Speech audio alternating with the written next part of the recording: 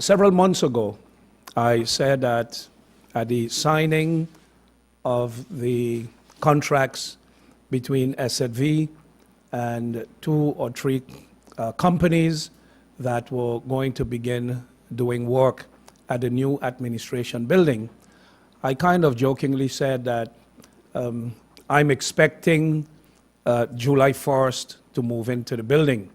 And I said, when everybody else is celebrating Emancipation Day, if I need to load my furniture in my personal Honda Pilot or borrow a truck, I would do so. But I also said I can understand that they're under pressure, and give and take a couple of weeks, a month or two, but definitely December and January would be unacceptable. I'm happy to announce that while we did not make, of course, as sort of expected, the July 1st William Ireland deadline, we are busy. The contractors are busy working hard in realizing the completion of the building. Technically, William Ireland and any other minister can move in the building tomorrow. We have the air conditioning is running. We have water and electricity that is running. The elevators are working. The building, as you can see, even at nights, is lit up. These past days, I think it's the 3rd floor. They have been working and the building has been lit up. But waiting 8 months and then moving into, or rather waiting 8 years and then moving into a building that is not yet completed does not make much sense either. So progress is being made. You can see the parking, which is a new feature because we don't yet have the projected parking garage. We had to create a new parking at the front of the building instead of having the general landscaping. We could not find adequate tiles for the walkway on island in sufficient quantities, so we have placed an order and the tiles are expected in this week, along with tiles for the entrance of the building. All of these things are being worked on as we speak.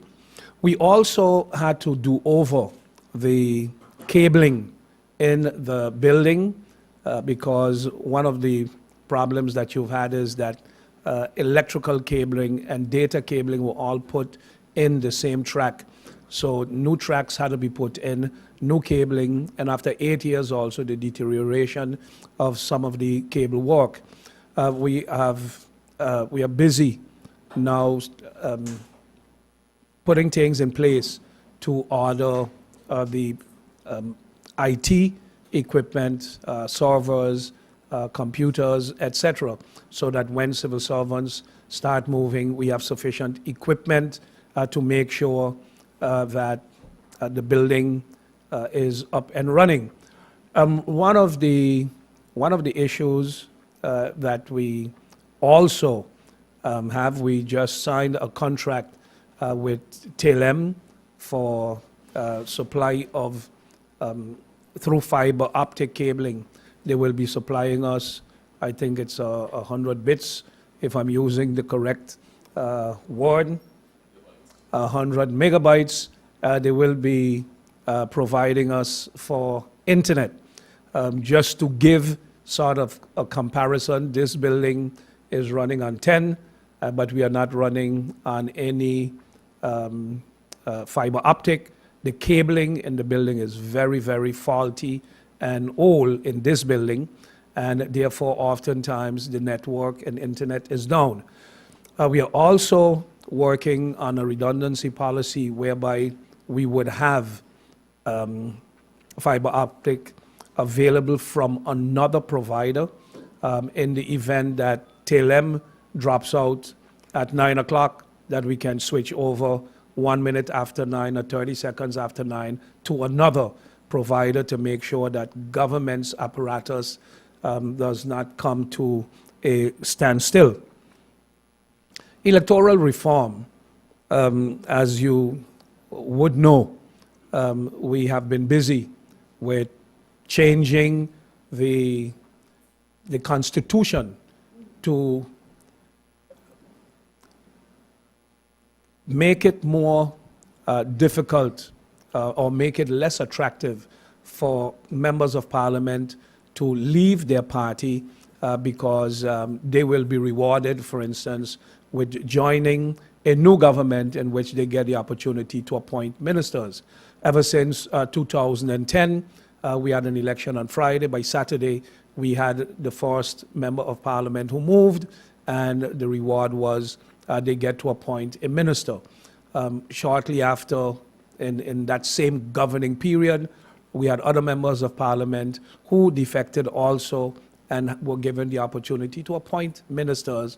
2014, the same example happened not once, not twice, but at least 4 times. So we felt that by making changes to our Constitution, it would make it less attractive for members of parliament to make such a move. We have submitted a proposal to the Council of Advice for advising via the cabinet, via the governor rather, and we have received a response from them. We have received also a response from the Kingdom government. Both of them had concerns about what they call the free mandate, meaning that a member of parliament should not be obstructed in any way, shape, form, or fashion in the execution of his responsibility as a member of parliament. Our response basically to that is, and we have actually drafted the response. Unfortunately, Parliament is on recess, which is what Parliament does every year in July. The first session of Parliament will be either on the 1st or the 2nd of August. In the meantime, we have drafted our response to it. Personally, I think it's a pity that within the advisory bodies, both at the kingdom level and at the local level, they are holding on to principles that go back to the founding of the kingdom, so to speak. Now, one can say, yes, we are part of a kingdom and therefore we should hold holy and sacred fundamentals of the kingdom, but we are also, as part of the kingdom, we have developed over the past 60, 70 years almost, a parliamentary democracy within the Netherlands Antilles. And now as a new country, St. Martin, we are continuing to build on the autonomy of country St. Martin. We cannot, as a kingdom, go out and tell the public, tell the world that we are 4 countries in a kingdom, but then we maintain actually, when convenient, equality within the kingdom, and when not convenient, we are separate countries. When we even see the battle that Sabre and Station Bonaire have been fighting with demanding equal treatment on one way because they're integral parts of the Netherlands, and then they're told you are the Caribbean part, and we have different standards for the Caribbean part as opposed to standards for the kingdom part. And in this case, we are saying we need to solve a problem typical of St. Martin with a measure that is applicable to St. Martin. Holland also has ship jumping. Holland also has members who leave Parliament, but they leave their party for different and or other reasons than people do in St. Martin in this specific case. So we have come with a proposal that basically says in Article 33 that where it says in Article 33 that the Prime Minister and other members of the Council of Ministers are appointed by national decree. We have added in there that the Prime Minister and other ministers need to have the support of one or more parties that represent a majority in the parliament. So, in essence, all we are doing is legitimizing, legislating a practice that has existed ever since we were part of the Netherlands Antilles and has been taken over as country St. Martin. What happens after an election? After an election, the governor calls not 15 members of parliament, the governor calls only the party leaders. The governor does not call all 15 members of parliament. So in the formation process, the governor himself recognizes the political parties. The governor does not speak to 15 individual members. He speaks to, in the case of the 2014 election, with 4 party leaders. Out of that come the consultation that results in either an informateur or a formateur.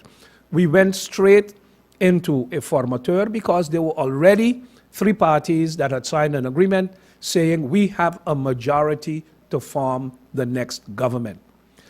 The formateur doesn't go around, doesn't place an ad in the newspapers asking persons interested in being the Prime Minister, the Minister of Finance, the Minister of Education, or the Minister of Social Affairs, or the Minister of Public Health, Economic Affairs, Justice. The formateur doesn't do that. Where does the formateur get his instructions from? He gets them from the very political parties, because as you all know, on the signing of a political accord, the parties always have a political understanding. Party 1 will get 3 ministers, the Prime Minister, the Minister of this, the Minister of that. Party 2 will get 2 ministers, will appoint the Minister of this, the Minister of that. Party 3 will get the Minister of this, the Minister of that. Party X will appoint the Chairman of Parliament. Party Y will appoint the Deputy Chairman of Parliament. Party X will appoint the Minister Plenipotentiary in The Hague.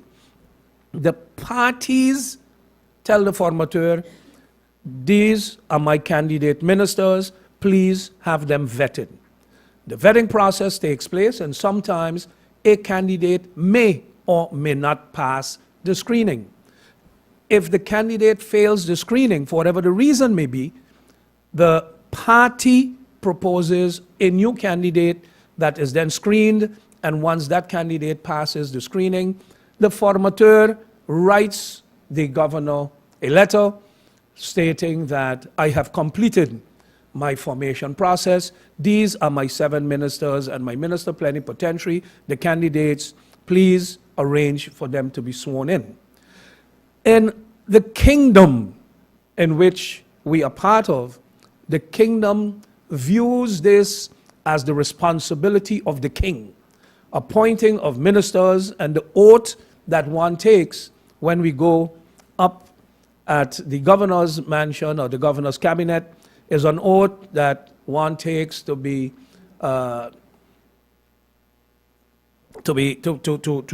you declare to abide by the Constitution and to obey the king and live up to the laws of the country.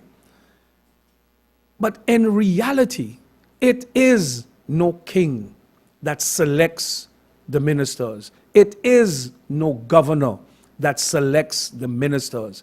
It is the oath taking that is done on behalf of the king by the governor of St. Martin. But the entire process, the confidence comes from the political parties. Now, what have we tied it in with? We have changed our system in 2010 to reflect one in which parties is recognized by the system, and parties are very important. One cannot take part in an election if that person is not part of a party. No party can take part in an election if the party is not vetted and accepted and registered by the Electoral Council.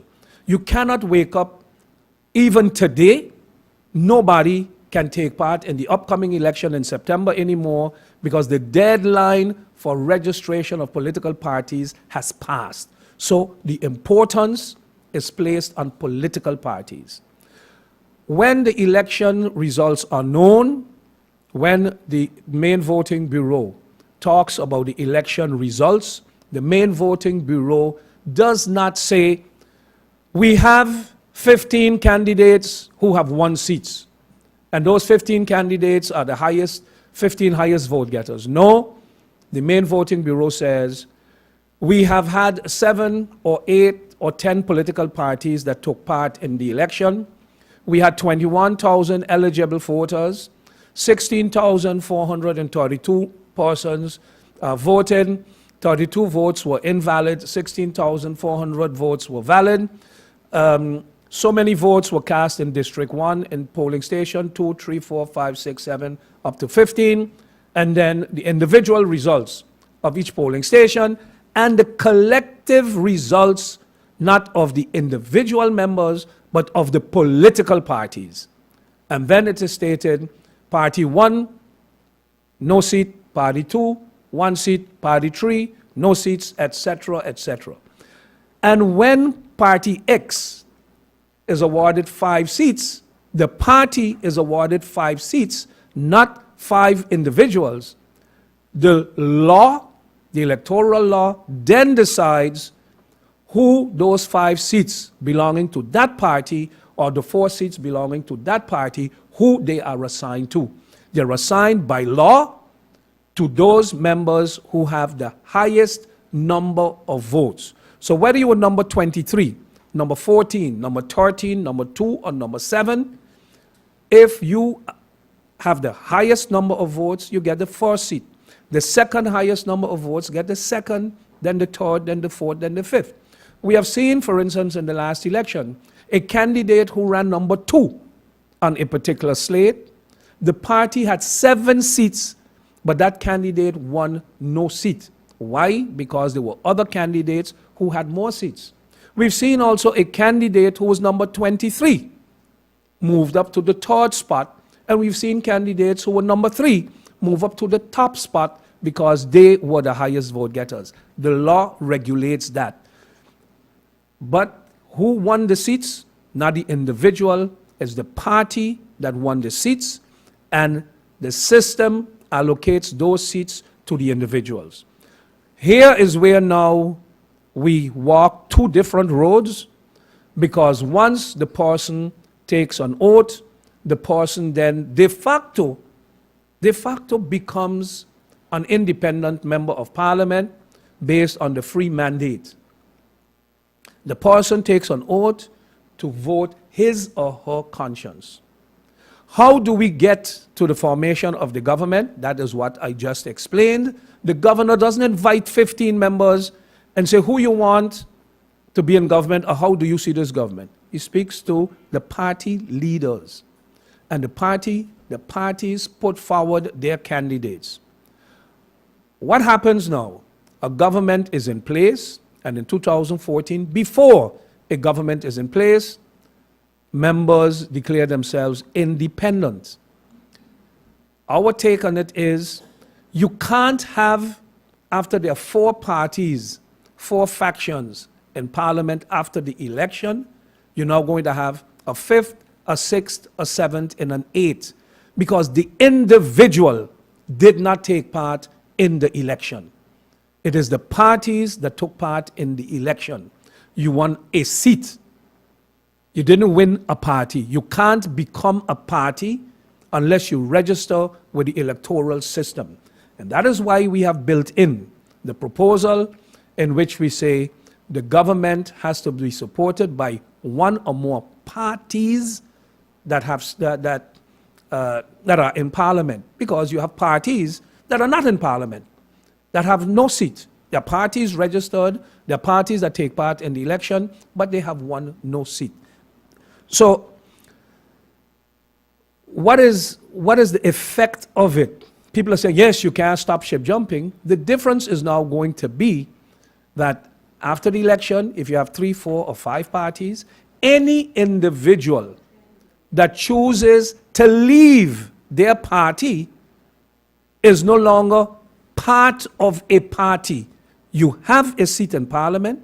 You're allowed to vote just like everybody else.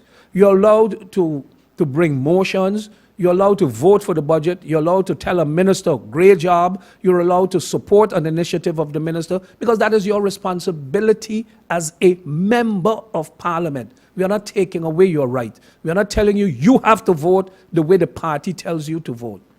A member who is not in agreement with a proposal, whether it's for the appointment of a minister, whether it's for the budget, whether it's for electoral reform, whether it's for reducing the age to get a driver's license or the age to get study financing, whatever the proposal is, I can be a member of the party of that minister who brought that proposal and vote against it. That is my good right. That does not mean that I have left the party.